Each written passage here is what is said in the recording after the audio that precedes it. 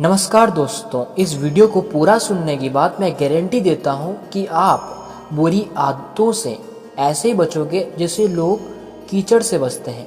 दोस्तों, भारत में एक पुरानी कहावत है कि पापों को धोने के लिए गंगा में डुबकी लगा लो, और जैसे तुम्हारे शरीर से बाहर की धूल मिट्टी और साबुन धुल जाता है, वैसे ही पाप भी धुल जाएंगे, क्योंकि यह भी सिर्फ ऊपर लगी धूल मिट्टी के ही समान है।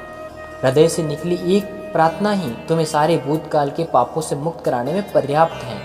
तुम्हें अपनी गलती का पता ही तब चलता है जब तुम निर्दोष हो जाते हो। जब तुम गलती कर चुकते हो और उससे बाहर आ जाते हो, तभी तुम्हें उस गलती का ज्ञान होता है।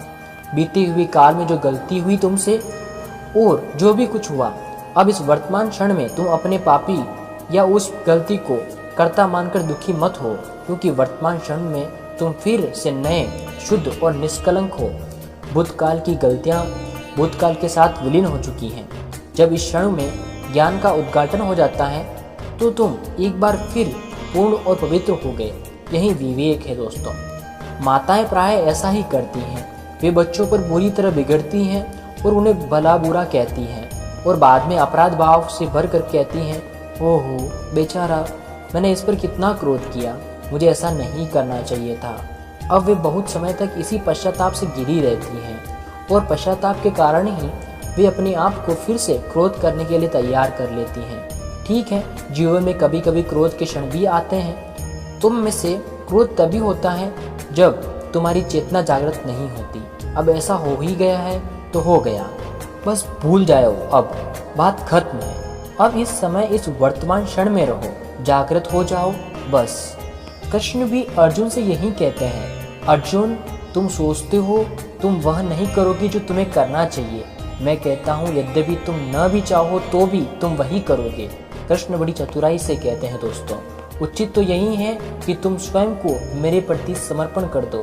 सब कुछ छोड़कर तुम मुझ में समर्पित हो जाओ, और जैसा मैं कहता हूँ वैसा ही करो। फिर कहते हैं, मैंने जो भी तुम्हें समझाना था, कहना था, वह कह दिया। अब तुम स्वयं सोचो और जो भी तुम्हें ठीक लगे वैसा ही करो। फिर साथ ही कृष्ण कहते हैं, परंतु याद रखो तुम करोगे वही जो मैं कहता हूँ या मैं जो चाहता हूँ। कृष्ण इन अंतिम वाक्यों से लोग बहुत उलझन में पड़ गए और इन शब्दों का अर्थ समझ ही नहीं पाए। इसका अर्थ करने के लिए सैकड़ों समीक्षाएं, सैकड़ों कमेंट्स लिखे गए। इन तीन विरोधाभासी व्यक्तियों के लिए एक, सभी कुछ समर्पण कर दो। दूसरा, जैसा मैं कहता हूँ वैसा करो, मैं तुम्हारे लिए सब कुछ करूँगा। दूसरा है, सोचो देखो, जो भी तुम्हें ठीक लगे वैसा ही करो। और तीसरा, परंतु याद रखो तुम करोगे वही जैसा मैं चाहूँगा। जब हम सत्व, रजस्व और तमस के विषय में बात कर रहे थे तो हमने देखा कि तुम्हारी कुछ करने की प्रबल लालसा या कर्तापन तुम्हें निष्क्रियता, सुस्ती, तमस को दूर हटा देता है। एक बार सुस्ती दूर हो गई तो तुम फिर से कार्यरत हो जाते हो। पूरी तरह कार्य में तल्लीन होते ही तुम्हें अनुभव होता है कि तुम तो कुछ कर ही नहीं रहे हो, ये सब कुछ तुम्हारे द्वारा हो रहा है। तुम सिर्फ दृष्टा बन जाते हो। यह अनुभूति बहुत महत्वपूर्ण है दोस्तों। तुम्हें भी अपने कुछ कार्य के बाद ऐसा ही प्रतीत हुआ होगा कि कार्य के आरंभ में तो लगा मैंने सब कुछ किया है, परंतु धीरे धीरे समय साथ जो जो कार्य होता जाता है तुम्हें लगता है कि ये सब कुछ तो स्वयं हो ही रहा है। तुमने तो जो कुछ भी किया ही नहीं, वह सब कुछ जैसे अपने आप होता चला गया। ऐसा ही लगा कि नहीं, संसार में जितना भी सृजनात्मक कार्य हुआ है, चाहे वह नृत्य के क्षेत्र में, संगीत में क्षेत्र में या ड्रामा, चित्रकला के क्षेत्र में, वह सब कुछ किसी अज्ञात शक्ति या केंद्र से संचालित हुआ, बस सहज रूप से घट गया। तुम उसके कर्ता नहीं हो। इसलिए ये कहानीकार या कवि कहता है कि ये सब मैंने नहीं लिखा, बस ऐसे ही यह मुझसे निकलना शुरू हो गया। एक मूर्तिकार भी ऐसा ही कहता है। एक अच्छे संगीतकार का भी यही अनुभव है। और मैं कहता हूँ कि यदि तुम किसी बड़े अपराधी से पूछो तो वह भी यही कहेगा, मैं क्या करता, मैं रुक ही नहीं सका और मेरे से ऐसा हो गया। हमने जेलों में कई कोर्स करवाए हैं और वहाँ हमने अनुभव किया है, अपराधी भी मनुष्य ही हैं, कोई पशु नहीं है। वे भी भीतर से अच्छे होते हैं। वे स्वयं आश्चर्यचकित होते हैं कि उनसे ऐसा कैसे हो चुका है या ऐसा कैसे हो गया। उन्हें अपने किए पर विश्वास नहीं होता दोस्तों।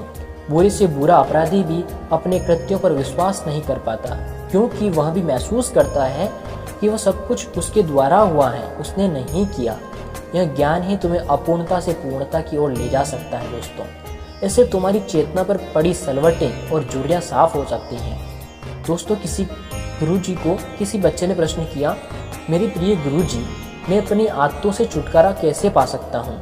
तो गुरुजी ने जवाब दिया, जब तुम अपनी किसी आदत से पीड़ित होते हो तो अपनी आदत को तर्कयुक्त या न्याय संगत ठहराने का प्रयास मत करो। प्राय हम अपनी आदतों को ठीक और न्यायोचित ठहराते हैं।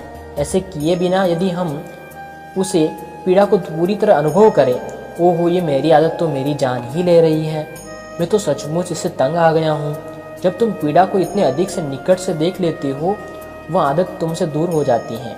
जब तक तुम पीड़ा को इस अंतिम सीमा तक नहीं ले जाते, तब तक वह आदत बनी रहती है। ध्यान, सत्संग, क्रिया आदि को बार बार करने से भी आदतें मिट जाती हैं। अच्छे लोगों की संगति, नियंत्रित व्यवहार, अपने को किसी सृजनात्मक कार्य में संलग्न रखना, इनसे भी आदतों में सुधार आता है। तुम में से अधिक धूम्रपान करने वाले देखे होंगे। जब वे किसी कार्य में अधिक व्यस्त होते हैं तो कम धूम्रपान करते हैं, खाली रहने पर अधिक। जब तुम बहुत अधिक व्यस्त होते हो तो भी आदतें तुम्हें छोड़ देती हैं, या जब तुम अंतरंग मन से या अंतरंग से किसी आदत से बहुत दुखी होकर छुटकारा पाना चाहते हो, तब तुम हताश होकर पूरे हृदय से प्रभु के चरणों में समर्पण कर देते हो। उन प्रार्थना की क्षणों में तुम्हारे भीतर सूक्ष्म स्तर पर सारे रसायन बदलने लगते हैं और तुम दिव्य प्रेम में डूब जाते हो और आदत विसर्जित हो जाती है, अर्थात समाप्त हो जाती है। धन्यवाद दोस्तों।